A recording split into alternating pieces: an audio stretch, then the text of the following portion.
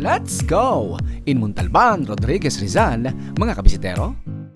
Dito tayo bibisita ngayon. Dahil alam ko na miss nyo na ang pag-love visit. Ako ang bahala sa inyo. Ang Rodriguez na dating kilala bilang Montalban ay isang unang klaseng munisipalidad sa lalawigan ng Rizal, sa Pilipinas. Isang batikang mag-iibon at maestro ang bibisitahin natin dito. I'm sure mga kabisitero na madadagdagan na naman ang inyong kaalaman pagdating sa pagkakalapate. Mga sistema at pag-aalaga ang mayahatid niya para sa atin. What are you waiting for, mga kabisitero? Chill, relax, at magsisimula na tayo. Ano, sama kayo? Tara na! Ito ang Bisitero. Nag-start po ako magkalapate siguro as far as I can remember nung magkamalay ako eh. Kasi typical po dun sa family na nagre-race. Yung father ko po, yung mga uncle ko, nagre-race na po sila. Mga pinsan ko. Kasi lumaki po ako sa bayan ng Malabon. Yung Malabon po, yun yung nag-produce ng maraming mga magagaling na fancier. Siguro, sabihin natin, kasama na ako doon. Kasi at early age, doon sa Malabon, nagkakalapati na po kami. And then nag-start na po kami nung laban bata, laban sa kabilang barangay, mga ganun. So, dinala ko po yun. Pero professionally, sabihin natin, officially, nag-race ako 1986. Ako po si Joey Regalario, taga Montalban, Rizal po ako. Nandito po ako since 2002. Sir Joel, Yes, good bro. morning po. Good morning bro. Salamat po at nakarating kami rito sa lugar nyo, no, sa wakas. Lahat naman po is welcome. Kahit sino, kahit bata nga, in-entertain natin. Kasi naniniwala ako na ito yung makakatulong para lalo tayong dumami. Opo. In a sense na dumami yung mga makakatulong sa pagkakalapate. Opo, yun nga po, no, at talagang ako rin, napapasalamat din po ako sa inyo at kay Sir Edmond, no, at talagang nagkatagpo po tayo. Ayan, no, salamat kay Sir Edmond. Sir Joel, alam ko po na talagang yung advocacy nyo sa pag-iibon, nandyan at pagtulong lalo sa mga gusto or madagdagan pa ang kaalaman sa pag-iibon. Yes bro. Yes, Ano bro. po ba ang ginagawa nyo para matuto yung mga katulad nating mga fancier na newbies? Una-una talagang siguro, ito na yung gusto kong way na atakin. Ito yung way na gusto kong puntahan. Kasi since 1986, nung nag-umpisa ako, naging aktibo na ako dun sa kung paano magpapakarera. Pero ang una kong ginawa, dinevelop yung skill ko para magkarera. Siyempre, kailangan alam mo yun. Kasi Apo. hindi ka makakatulong kung hindi mo, huwag natin sabihin ma-perfect, wala namang perfect na system. Kailangan lang marami kang alam para maipasa mo dun sa next generation. Sabihin na natin next generation. So, 1986, nag-start ako mag-race. At the same time, nag-start ako mag-aral kung paano magpaparace. So, since then, nung nag-start kami, ang karera, lalagyan lang ng papel na may pirma yung kalapate. Oy, nung una. Kasi wala kaming access dun sa rubber na ginagamit ng PETSA that time eh. Di ba nung una ganun ang Oo. ginagawa nyo? Paano yung malalaman kung nag-first na o nanalo na yung fancier na kalaro na yun? Ito yung tinatawag nating street fight, takbuhan. For example, ito yung finish line natin. Lahat ng fancier na sasali, papasukatan namin yung bike, orasan. Okay. So, pagdating ng ibon mo, na-clock mo, for example, ng alas 8, 15, 8 and 15, sa palagyan natin, 8, 15 seconds. Eh, yung mula sa bahay mo, nasukat nung bike, yung pagtakbo mo, 15 seconds, babawas sa oras mo yun. Okay. So, walang computation ng speed nun. Oras. Kung ano yung oras ng dating mo dun sa finish line, at sino yung pinakaunang dumating, yun yung mananalo. Opo. Tsaka yung karera no, malalapit lang. Dao, Tarlac, Pangasinan, malayo na yung Ordaneta. So, yung pagdetermine ng winner dati, challenging. Kaya Kasi, nga, no? Tsaka wala kailangan tayong- fit ka talaga. Oo, Sa fit. bagay, bata pa naman kami, tayo. malayo kami dun sa finish line eh. Taga Malabon kami. Ang madalas magpakarera, Valenzuela, tsaka May Kawayan, Bulacan. So kung May Kawayan, ang dami mong dadaanan papuntang May Kawayan. Habang nagbabike ka, may mga along the way, may mga pansier. Pag dumaan ka na sinabi, may tumakbo na, wala pa, gaganahan ka lalo. Pero pag daan mo, meron na, tatlo na. Babagal na. Babagal ka na kasi alam mo, may nauna na sa'yo. Opo. Bali, kailan po kayo naging talagang masasabing fansir na naglalaro sa bawat club? Kasi nung that time, wala pa naman talagang club. So be it, kailangan hindi ka lang muna sumali. Pero 1989 tinayo na tong si PSP, Pigeon Sportsman of the Philippines. Kasi ngayon merong isang PSP pero ibang group yun. Nung time po ba na nung PSP, sino po ang nag-organize noon or president? Si Mang Tom, Okay. Tommy De Vera, ayun yung natatandaan ko. Opo. Kasi nagpupunta kami ng Santa Mesa eh. So, siya yung natatandaan ko. Kaya at that time, si Mang Tom, kanya nagtatrabaho pa siya nun sa Philippine Ports Authority, if I remember it right eh. Doon nga kami nagmi-meeting eh, sa PPA. Talaga? Oo. Tapos ngayon, naglalaro kayo saan po? MFC. Ako naman po, seldom ako maglaro. Minsan, 3 consecutive years and tigil. Pero ngayon siguro, baka dire-diretso na. Ayun nga po, napag-usapan po namin ni Sir Edmond, yung ating kaibigan, na kayo raw po ay nagse-seminar nationwide sa ating mga kafansir. Pwede niyo po ba kami bigyan ng any ideas para po doon sa mga ginagawa niyo yun? Yes, I'll do it. Kasi every year, I see to it na madadalaw ko lahat ng mga area. Apo. May pigeon club. Hanggat kaya ko at my own expenses. Kasi Apo. bakit? Dati meron akong mga sponsor eh. I will not name them. Pero sponsor is merong restriction regarding do sa kung ano yung gusto mong gawin. Ibig sabihin talagang kayo po talaga nag-expenses noon? Yeah. Pero mostly galing din sa Kalapate. Gagawin ko, alam ba, ikot ako ng Visayas or ikot ako ng Mindanao, magbebenta ako ng 10 ibon. Yung ibon ko, mura lang eh, 3,000 isa. Yung 10, meron akong 30,000. Yung 30,000 more than enough. Yun mismo yung ginagastos So, nyo? kasi, for example, sa Visayas, bigyan ko kayo ng sample yung areas. Ang unang baba ko niyan is Kalibo. Kalibo, tapos Antique, Capiz, Iloilo. So, 4 na lugar na yan. Along the way, doon sa isang area, baka minsan 2 to 3 days ako eh. Apo. Kasi maraming pigeon club eh. Yung buong Antique, ang daming pigeon club. Buong Kalibo, ang dami. So, kuha ako ng strategic area na pupuntahan ko. From Iloilo, tatawid ako ng Bacolod. Wow, trabaho. From Bacolod, pupunta ako Dumaguete. Along the way, si Mamaylan, dadrop pa ako doon. Tapos, pagdating ng Dumaguete, pagkatapos ko doon, tatawid ako ng Cebu. Grabe. Then from Cebu, tawid ako ng Ormoc. Nasa Leyte na ako. Then Leyte, ikot ako, pati Biliran, Tacloban. Then pag nasa ko ng Samar. Sir Joel, any tip po para po sa ating mga newbies at mga nag-iibo na gustong matuto? So sa mga baguhan, meron ako mga ginawa na YouTube channel. Pero hindi ko ginawa yan, mga kalapatid. Kahit hindi kayo mag-subscribe, panoorin nyo, pag-aralan nyo, mas masaya ako. Kasi ginawa ko yan as instructional. Kaya bisitero kayo mag-subscribe. Kasi marami ko ipapasa sa kanya na entertaining. Kasi yung ginawa ko, parang dull eh. Ako po si parang aantukin kayo pag tinanood nyo at hindi nyo intindihin. Pero pag inintindi nyo, more na iniintindi nyo, Mas na dumadami yung branches, parang yung puno na to. Oo. So sa beginners, ang unang-unang gagawin nyo, meron tayo dun sa YouTube ko. Ano plano nyo? Mag-aalaga lang ba ako ng kalapate para magpalipad? Mag-aalaga ba ako para mag-race? Ilan yung aalagaan ko? Ano plano ko in 1 year, 2 years, 3 years? Dapat may plano kayo, hindi yung ang common mistake ng beginner is mag-uumpisa ng as fast as they could. Ang bilis, mag-uumpisa.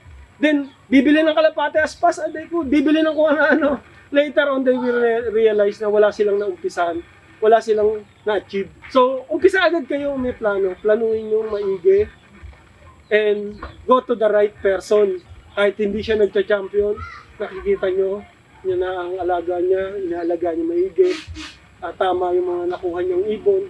Kung ano kasi yung inumpisahan nyo, for example, 2, 3 ibon, mag-stick kayo doon. Dapat maniwala kayo doon hanggang... Hindi kasi ako naniniwala na yung isang ibon hindi kayang patrabahuin, hindi kayang pagawain, sabihin mahina. Kaya nga kailangan umpisahin nyo yung gusto nyo talagang ibon na alam yung ibon na gagawa. Kasi hindi makukuha sa isang taon sa mga beginners ha. Doon masusukat yung galing ng magiging breeder nyo eh. It will take you mga 5 to 10 years tsaka natin i-analyze yan. I-analyze natin in a sense na kung paano natin, kung hindi pa siya napagawa, kung paano natin papatrabahuhin yung ibon na yan. Dapat may goal talaga, no, Sir Oo, Joel. No? goal. Yung goal, dapat yun yung mag-stick kayo kung ano yung plano nyo. At saka nagbabago dapat. Oo, Hindi yung puro yun at yun. meron kayong stick to this goal. Sinusundan, kumbaga. Meron kayo susundan, may plano. Hindi kasi pwedeng bara-bara dun sa Opo. pag-iibon. Tama. Wala kasing chamber ito sa pag-iibon. Although beginner's luck, mag-champion kayo, manalo kayo, paano nyo ma-maintain? Matagal po na pag-aaral yung pagkakalapate. Kahit ako hanggang ngayon, mga beginners, sabi nila newbie, hindi nga ako naniniwalang may newbie. Bakit? May newbie. 2-3 years, ang ganda na ng result. Ah. Meron namang oldies, ka-temporary ko, ka-edad ko. Hanggang ngayon, ang ganda pa rin. So, Yung mga- newbies, it's a challenge sa'yo kung paano ka mag-uumpisa. It's a challenge sa'yo kung paano ka magbabudget, yung budget especially. Yung ibon na ginagamit ko is 1983 pa na sa akin, yung tinatawag natin na Andre Litar. Then 1995, nag-add ako ng mga ibon coming from Soliman Brothers. Sila kasi yung mga unang tao na nakilala ko na nagpapadala ng imported na ibon. Si Sunny Soliman, siya yung nag-start ng race sa Saudi Arabia. So, from Europe to Saudi to Philippines. Yun yung in-export dito, Sir Joel. yun yung pinampaparis ko dun sa mga Andre Litar ko na 83s, 86 na galing kay Josesi. So, after nun, every 9 years ako mag-a-add ng ibon na pang-cross sa Litar. 1995, 2004. Dito, nung pagtungtong ko ng Montalban, meron ako isang linya na pinasok. Then 2013, galing kay Aris Manansala. Then 2022, next year meron. Kinakausap ko pa yung barkada ko, si Michael San Juan at saka si Jake.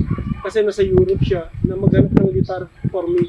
Litar, pero ibang kulay. Kasi meron ako nakitang litar na kulay red. Yun din Ay, ibabangga tsaka nyo sa litar nyo. No, I will treat them as separate pero hindi ko siya ibabangga. Kasi Okay. pagka gumagawa akong panglaro, 50% Andre Litar, 50% other lines. Kung ang darating sa akin is Litar, mapupunta siya sa Litar, ibabangga sa other lines. Pero yung Litar ko dito, tinitreat ko sila as separate lines eh. Hindi ako nagsasama ng Litar from Josesi, Litar na imported, or Litar na coming from two sources pa. So, 4 na klase yung litar ko na nandito. In the sense, pare-pare silang litar, pero iba-ibang pinanggalingan. Hindi ko sila pinagbabangga para ikarera, hindi ko rin sila pinagbabangga para gawing breeder ng anak. Dapat separate sila. Ganun ako mag-treat ng breeder ko. Pati yung mga, hindi po kasi ako gumagamit ng crossbreed para gawing breeder pagkunan ng pangarera. I'll go for pure to pure. Yun yung ginagawa ko sa breeder ko. So, 50% litar, 50% other line. So kung may mahuhuli kayong ibon ko at naka-club ring, 2 lines na po yun. So, pero yung makakahuli ng ibon, dapat, huwag na kayong mag-text sa akin o mag-DM para tanong pa, linya. Unethical Ngayon, alam na yan. nila yan. Unethical eh. Hindi naman yung sa'yo yung ibon, nahuli mo lang. Sasabihin, hanapin may-ari para itanong ko ano line. Maraming ganyan. We should, dapat baguhin na natin yung mga old style ng pagkakalapate. Like yung bihagan, tapos yung nahuli mo sa kapitbahay mo, ayaw mo solo, tago mo, tanggalin mo sing-sing. Actually, yung attitude na gano'n, Sir Joel, noon pa yan eh. Hanggang ngayon, Hindi nabago. lumala. Lumala pa. So, sa breeding, importante, kilala nyo lang yung ibon nyo. At naniniwala kayo dun sa ibon na yun. Kung may doubt kayo, baka niloko ko ng binentahan ko, huwag nyo na i-breed dyan. Kasi pag hindi gumawa, asisisihin nyo sila, hindi mo na makikita yung error mo. So, kailangan pag nag-breed kayo, siguradong yan yung gusto nyo na kalapate. Tignan lang natin yung ano advantage nitong ibon na to. Ano yung disadvantage niya? Ano yung kailangan ipukpok ko sa kanya?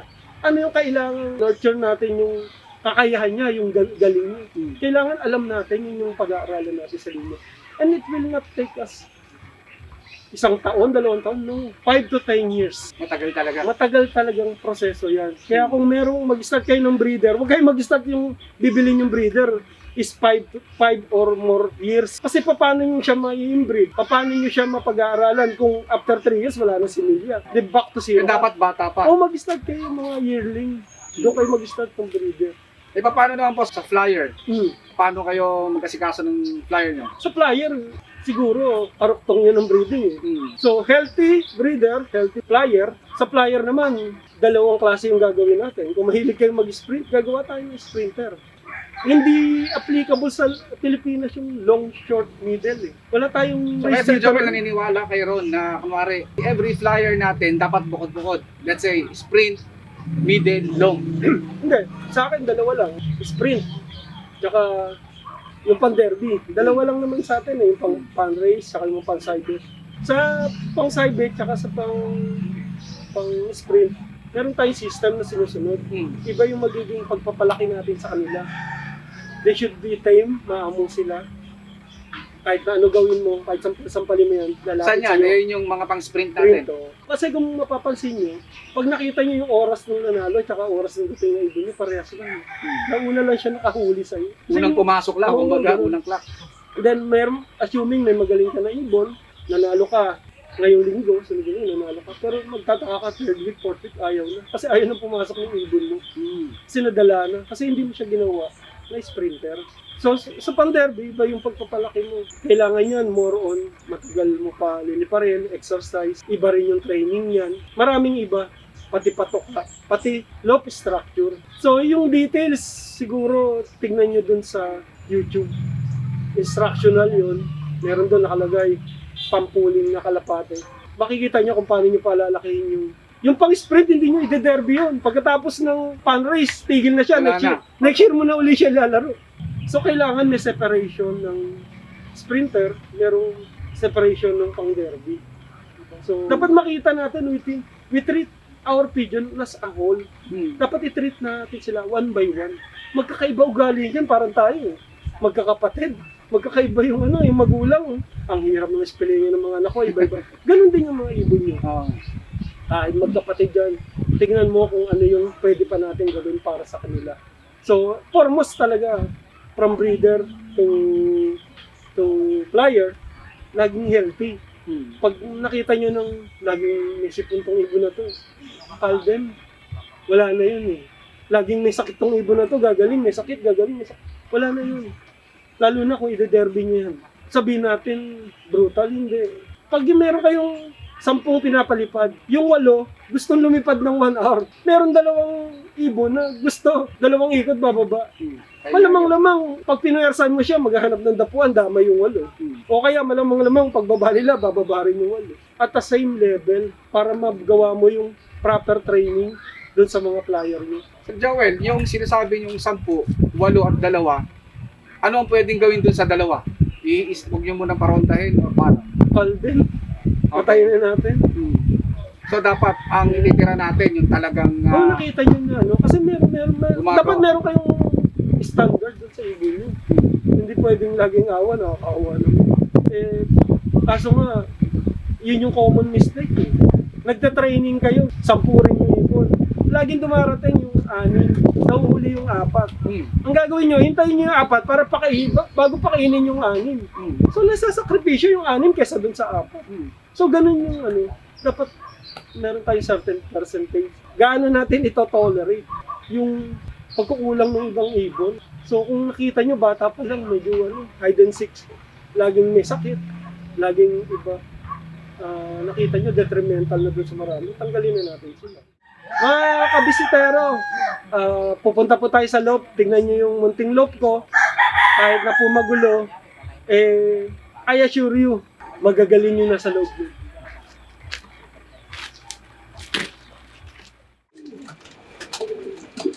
Mga kalapatids, ito pala si 444.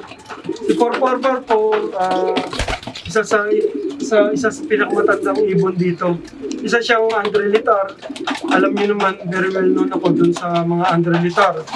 Ang common feature ng Andrelitar, madalas light yung kulay ng mata nila. Then, hindi puputok yung ilong niya. So itong kak na to, more than 10 years na. Actually, wala na siyang similya. Ginagamit ko pa rin siya as foster parents. So, may itlog siya ngayon. Ah, hindi ko pa nalilipatan ng itlog. Hinihintay ko mapisa yung katabi niya. Yun yung ililipat ko sa kanya. So, kahit na tapos na yung trabaho niya as a breeder, may gamit pa rin sila kasi hindi po ako nag-out ng mga ibon na ginamit ko.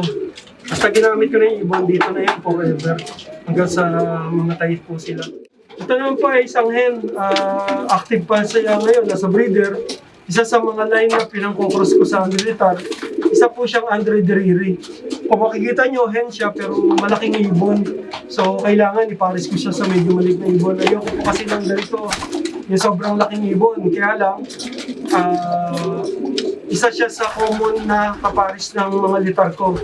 Maraming, lots of achievement. Example is 2014 PFC, 5th overall superset winner. Produce, ang line nun is Litar and Deriri. Ito naman ay isang pamaris pa rin sa Andre Litar ko. Ang line niya is Karel Muliman. Ang pinanggalingan niya is isa sa mga ibon na galing kay Sunny Suliman, yung ninuno nito. Ang may hawak nito si Benji Bautista.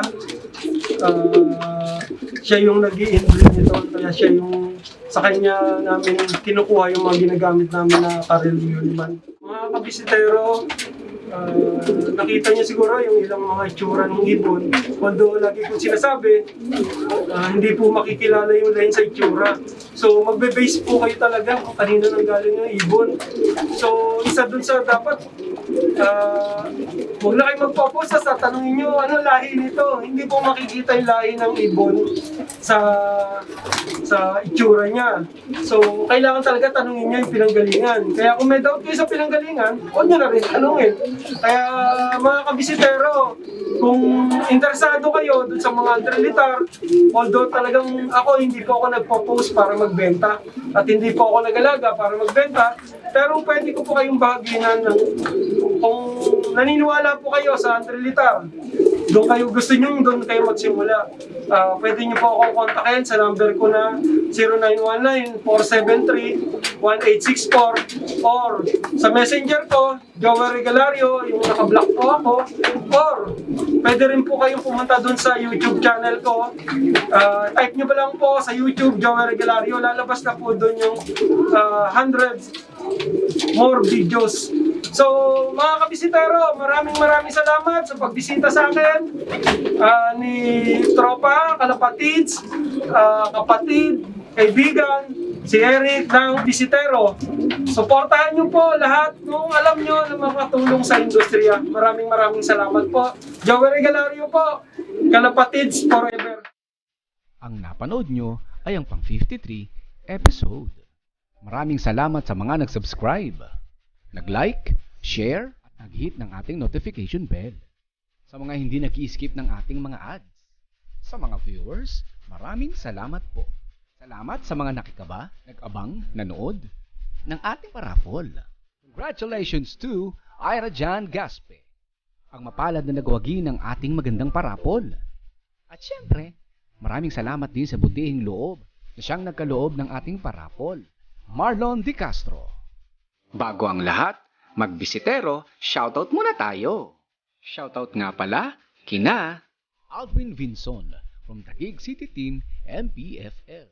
Sorola Eugene, pa-shoutout Triple E Brothers Loft from La Union. James Acosta, Ariel Fajardo from Lopez, Quezon. Jacqueline Ubando, pa-shoutout po Sir King ng Pangasinan. Mickey Amigo Vlog, Ruben Tiomico at Ams Family. PSHM 3C Conji Lee John, Melinda Talanay Patricio, Roy Calizo at kay Kuya Rands sa La Union, Dexter Fernandez sa Pangasinan, Jay Anacion, Emmanuel Akyatan from Taytay Rizal, at syempre ang isa sa solid nating supporter, si Sir Allen Karamihan, Earth Angels Loft. Kung nagustuhan nyo po ang episode na ito, pasupport naman po mga kabisitero. Paki-like, subscribe, Paki-click ang bell button para ma-update kayo sa mga bago pa nating videos. Maraming salamat po. Hanggang sa muli!